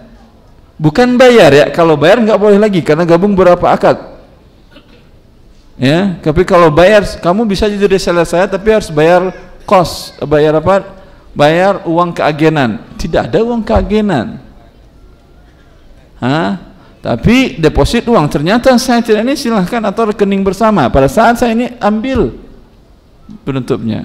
Nggak mau juga dia, kalau nggak mau juga dia, memang harus Anda ketika datang penawaran, Anda bilang ke dia sebentar dulu ya. Jangan okein, artinya tulis di form bahwa ketika dia mengatakan setuju, akad belum terjadi mengikat, baru akad pemesanan janji membeli dan pun saya janji menjual. Jelas? Jelas, Tat. Gunakan itu untuk barang yang belum ada stoknya di tangan Anda atau bukan dengan akad keagenan. Setelah itu Anda buat, dia mengatakan setuju. Anda cek barangnya, telepon, ada Pak? Ada. Jelas? Pak, saya beli ya. Ya udah. Uang sekarang menanti, kata udah kapan-kapan aja, uang nggak masalah. Atau uang nanti sekarang kirim. Tapi yang penting Anda utus kurir Anda untuk terima barang. Setelah diterima, bilang ke kurir, nanti kalau barang sudah kamu terima, kalau jumlahnya besar banget pakai kontainer, ya cukup dengan surat jalan dan segala macam menunjukkan sudah serah terima. Setelah terima dia barang sudah naik, atau umpamanya Anda kirim, orang Anda bawa truk Anda sendiri, naik ke truk Anda sudah terima, suruh sopir telepon, kalau barang sudah naik truk telepon saya ya, ditelepon ke Anda. Telepon yang tadi Anda okein, sekarang baru akad kirimkan uang. Jelas? Jelas, Tat. Karena janji dia nggak jadi, ternyata saya nggak jadi, udah dapat barangnya, rugi Anda? Rugi. Betul, rugi. Karena ada risiko, rugilah boleh dapat untung. Paham tuh? Kalau yang tadi kan gak ada risiko rugi, untung saja. Itu dia namanya riba juga. Dalam Islam nggak boleh begitu. Iya, Tat. Ya, syukran, Tat. Assalamualaikum. Allah barik fiik. Sakit kepala tuh.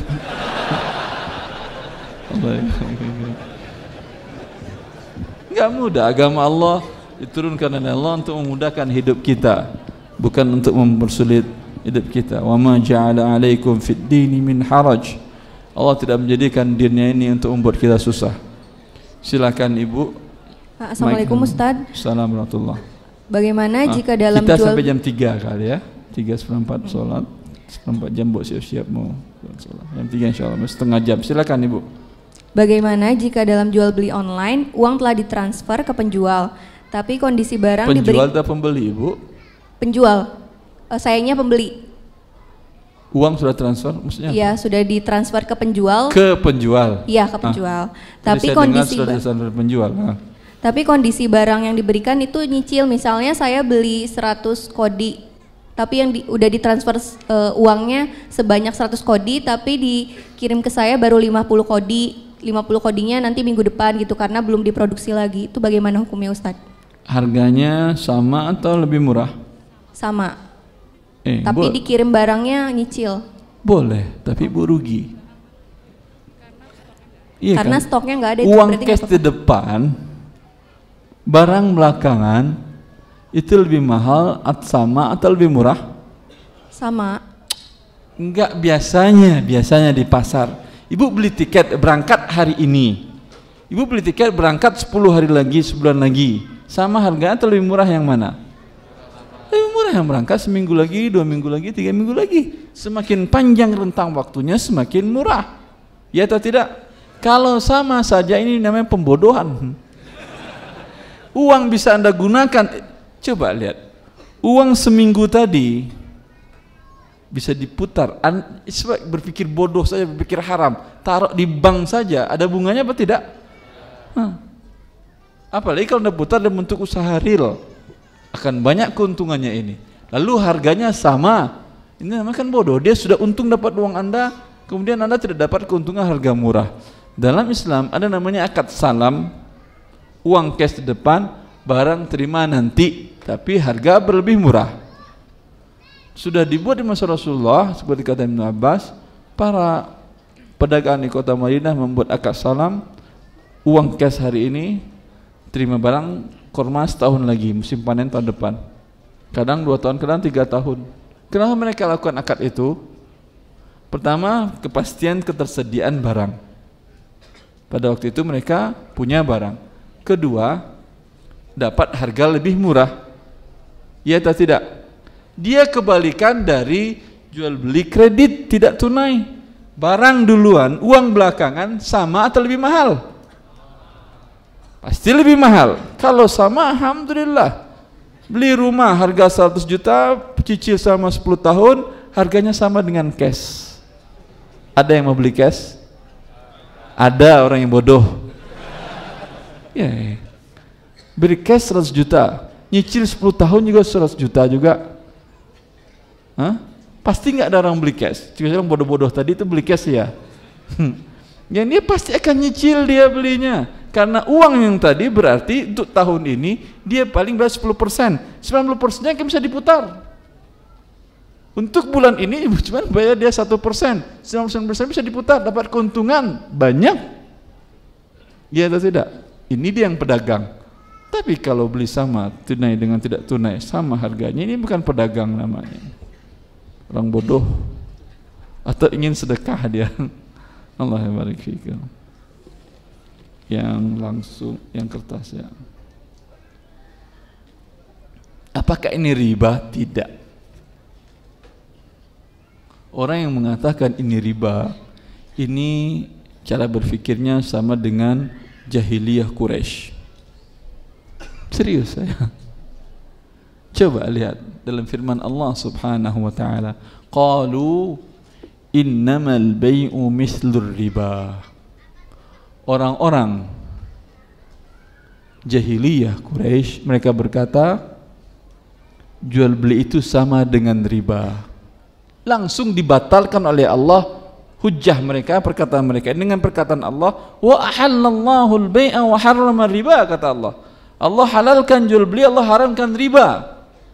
Sekarang saya tanyakan, bagaimana mereka orang Quraisy itu bisa mengatakan jual beli sama dengan riba? Apakah jual beli tunai? Pasti tidak. Tapi jual beli tidak tunai yang lebih mahal daripada yang tunai. Tapi tidak ada denda keterlambatan. Ketika Allah menghalalkan jual beli, umpamanya orang Quraisy itu berpikir seperti ini.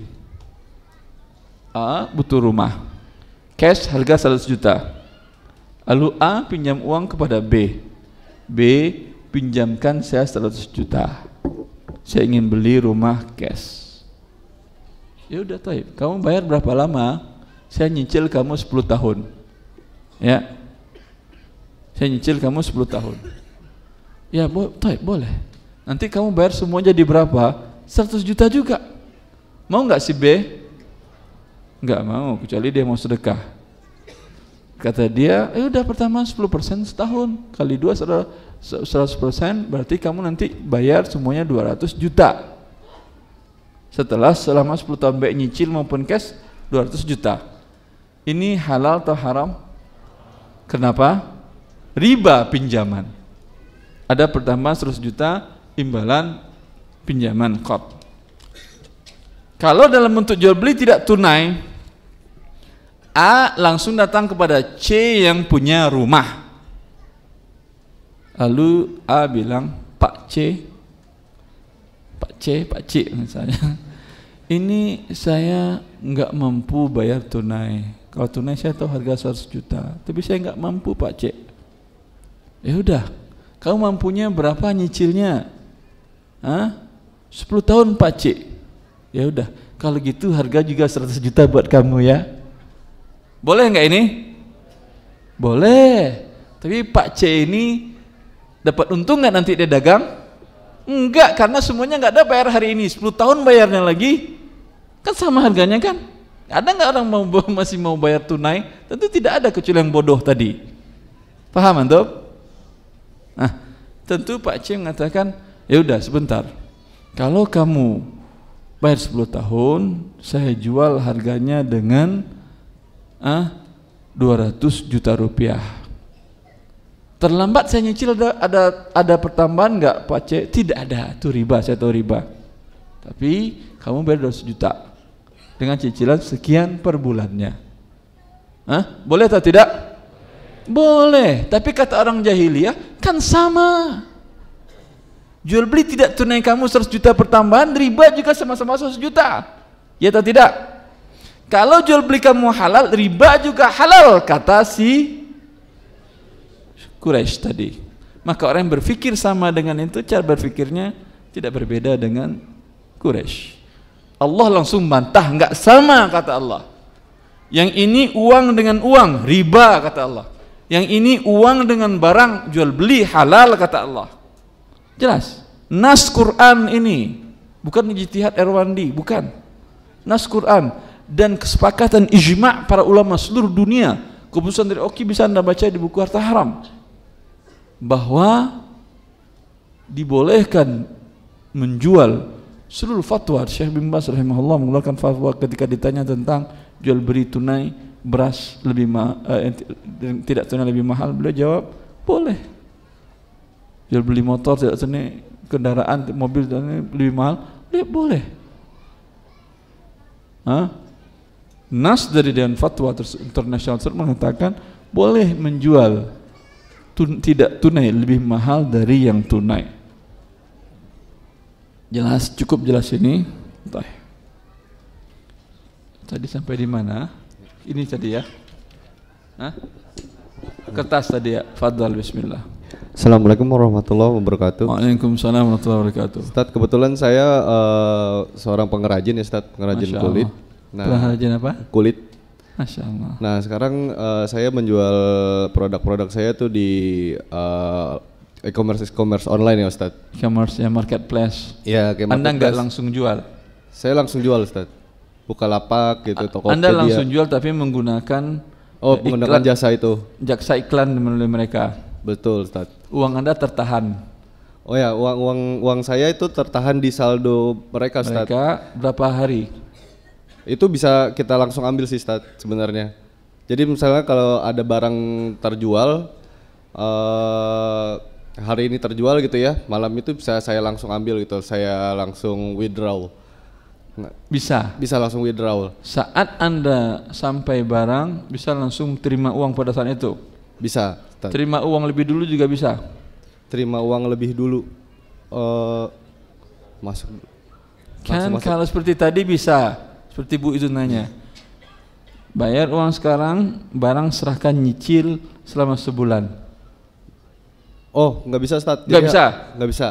Jadi harus ada konfirmasi terima barang dulu dari si pembeli, baru uang itu masuk ke saya Ustadz. Ditahan uang Anda oleh dia? Iya betul Ustadz. Kalau uang itu jumlahnya 1 triliun, berapa bunganya buat dia itu? Banyak Ustadz. Iya, kalau bunga per hari aja 0,1%, sudah 1 miliar.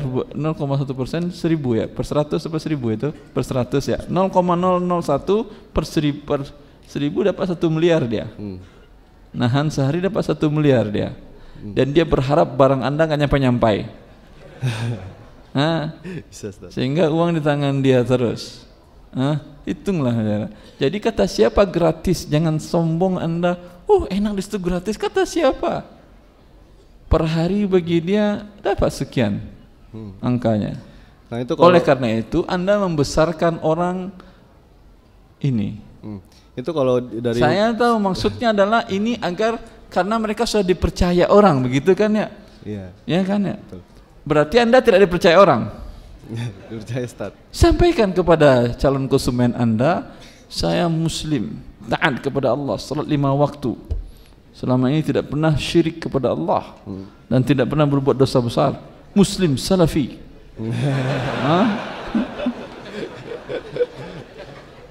Dan minta kepada orang yang selama ini bertransaksi dengan Anda, tolong dong nulis apa gitu, testimoni tentang selama ini nggak ada masalah jual beli dengan beliau, dan alhamdulillah terkadang kalau ada masalah barang diganti lagi, pokoknya nyaman. Anda nanti bisa buka lapak baru Anda. Mati lapak-lapak yang sudah ada itu. Jelas Anto? Jelas Ustaz. Tapi itu kan itu dari sisi penjual Ustaz. Kalau dari sisi pembelinya, kalau misalnya untuk membeli yang di e-commerce seperti itu gimana Ustaz? Dia bukan beli ke yang marketplace kan ya? Dia kan beli dengan pemilik barang langsung kan ya? Iya betul. Iya boleh, nggak ada masalah. Cuman masalahnya sekarang adalah si penjualnya dibodohi. Yes. Yes Ustaz. Boleh pembodohan Ustaz? Boleh, kalau mau dibodohi seikhlas mau diapain? Redo dia dibodohi, alhamdulillah. Ustaz, kalau saya jual langsung agak lambat penjualannya Ustaz gitu kan ya. Memang di awal, namanya usaha di awal seperti itu, tapi ketika banyak para pembeli yang berikan testimoni yang baik, bukan testimoni bohong, karena iklan juga tidak boleh dengan cara bohong. Anda minta fulan terus bayar gitu, itu jadi bohong juga, nggak boleh. Allah barik fik. Ibu-ibu silahkan yang langsung pakai mic. Assalamualaikum warahmatullahi wabarakatuh Ustaz. Assalamualaikum warahmatullahi wabarakatuh Ibu. Apa hukumnya beli saldo kartu busway di halte busway? Peraturan yang berlaku saat ini, isi saldo di halte busway kena charge 2.000. Misalnya kalau isinya kartunya 20.000, maka bayarnya 22.000. Apa? Kalau beli kartu busway itu kena charge 2.000 rupiah Ustadz. Imbalan apa 2.000 rupiah ini? Administrasi pembuatan kartu. Setiap isi pulsa kartu setiap busway, top up diisi top up, dipotong dia 2.000. Iya. Dipotong, harus bayar. Harus dilebihin. Umumnya Anda isi 100.000. 100.000 saldo, bukan 100.000 bayarnya tapi 102. Iya. Gitu. 2.000 lagi biaya administrasi. Administrasinya real atau tidak ini? Administrasi apa? Nggak tahu. Hah? Di banknya, bank pengen dapat uang di awal. Kalau begini orang nggak mau. Bank itu kalau Anda bawa uang ke dia bukan motong tapi ngasih bunga. Kalau dipotongnya real halal, tapi dia ngasih bunga riba. Yang riba itu lakukannya. Kalau ini enggak, dipotong kan ya. Wallah ta'ala. Kalau imbalannya jelas, ya, imbalannya jelas. Padahal dia diuntungkan dengan uang ini. Prepaid ini kan dia diuntungkan kan ya, dengan orang bayar di depan, kan diuntungkan dia kan ya prepaid. Tadi kan ya, atas dasar apa? Dia tidak riba, akan tetapi si pengguna terzalimi. Kalau umpamanya pengguna merasa diuntungin dan merasa tidak masalah lah dizalimi 2.000, nggak masalah. Ya, itu jangan-jangan dipotong jajan anak karena ibu dipotong orang, hari ini jajanmu dipotong juga 2.000. Allah barik fik. Jelas. Ya, sekarang yang dari kertas. Bolehkah bekerja di Bursa Efek Indonesia sebagai IT? Deskripsi pekerjaan membantu dalam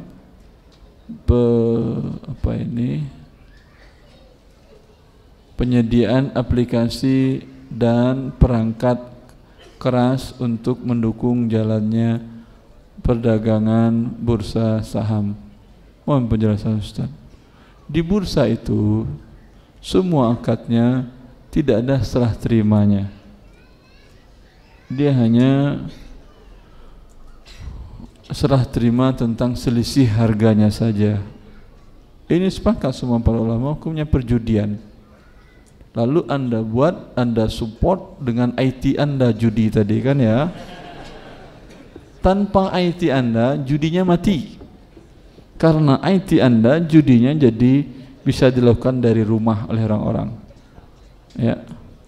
Maka dosanya Anda besar ini ya. Karena gara-gara Anda mempermudah sarana perjudian.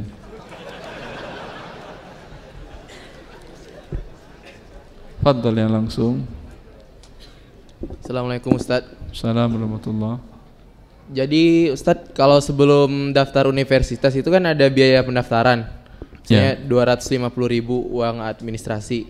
Terus kalau misalnya kita nggak tahu dulu nih untuk apa uang sebesar itu 250.000. Ya ada. Buat kertas, buat karyawannya nungguin. Terus kalau Ustadz, kalau nggak lulus, datanya nggak bareng-bareng kan? Walaupun bareng-bareng gaji terima orang itu berapa bayarnya itu? Kalau nggak diterima Ustadz, uangnya nggak kembali Ustadz. Ya tentulah, mereka ada duduk di sini. Nerima Anda ngisi formulir kan, dia minta uang lagi. Nggak digaji mereka di sini. Masih Ustadz. Kalau yang kedua Ustadz, jadi universitas saya sekarang itu, saya uang BPP pokok itu ada. Uang apa? Uang BPP pokok. BPP pokok itu apa? Jadi uang administrasi juga di dalam pembelajaran itu. Selama 1 semester. Bukan gitu, uang Ustadz. kuliah? Ya uang kuliah seperti itu. Uang kuliah terus. Jadi ada waktu tertentu Ustadz, misalnya dari bulan Januari sampai bulan April gitu Ustadz, boleh cicil. Boleh nyicil. Ya, jadi apa? Jadi kita belajar dulu nih Ustadz, baru bayar belakangan. Bayarnya belakangan apa seperti itu boleh Ustadz. Ya, kalau terlambat ada denda? Enggak. Ada Ustadz, ada. Ini universitas riba ini. Tapi biasanya kalau prinsipnya riba, tahu saya. Kalau di spam misalnya Ustadz, spam jadi apa? Kita ngajuin diri nih, saya misalnya kurang mampu.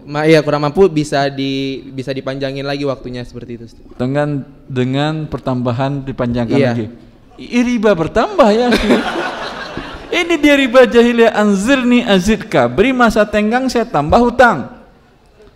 Terlambat 1 bulan hutang sekian, terlambat 3 bulan tambah hutang. Itu dia riba dari zaman jahiliyah Quraisy. Universitas Quraisy dengan. Jadi solusinya gimana Ustadz? Siapa yang menyuruh Anda kuliah di universitas riba? Pernah Allah nyuruh Anda kuliah di situ? Nggak ada Allah nyuruh universitas riba. Untuk menjadi Anda yang inginkan kuliah itu apa? Inginkan kehidupan yang nyaman, kemudian terjamin masa depan anak-anak dan istri, iya atau tidak? Artinya ujung-ujungnya harta, iya atau tidak? Apakah cari harta dengan kuliah? Salah Anda cara berpikir. Cari harta bukan dengan belajar. Ya, ada salah seorang teman, masya Allah, semoga Allah menjaga beliau terus. Di semester 5 dia minta ke orang tuanya, "Pak, saya mau kawin, nggak kuat hidup di daerah sini karena subhanallah godaan berat. Pak, dulu Bapak kirim untuk 1 anak, sekarang anak Bapak 2, 1 anak asli, 1 mantu. Bapak tolong kirim beasiswa uang saku 2 kali ya." Kata bapaknya, "Kalau kamu jadi kawin, saya putuskan uang kamu juga." Saya nggak kirim uang lagi. Karena dia merasa ini memberatkan hidup dia dan harus menyelamatkan diri dia dari dosa besar, dia tetap nekat nikah. Laki-laki kan boleh nikah tanpa izin orang tua, boleh kan ya? Nikah dia. Nikah, setelah nikah sibuk dia berusaha berbisnis, mencari menghidupi diri dan anak-anaknya dan istrinya. Walhasil dia kuliah di universitas teknologi terkenal di Indonesia. Walhasil gagal, S1-nya dapat, sarjananya gagal. Tapi sekarang dia tinggal di kota 1000 kilo jarak dari Jakarta, perusahaannya di Jakarta, datang ke perusahaan dia sekali sebulan ngambil uang saja. Kerjaannya tidak ada, hanya ngontrol perusahaannya saja. Kaya raya. Saya bilang, alhamdulillah antum keluar dulu dari universitas itu. Kalau enggak mungkin saya ada teman-teman yang lain, cuman gaji 10 juta, 511 juta, kalau dia bisa meraup 100 juta per bulan, 200, tergantung penjualannya. Terkadang perusahaan terkadang bisa 1 miliar sebulan.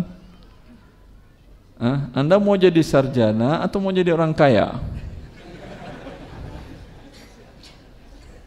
Jelas? Allah Ustaz. Baik.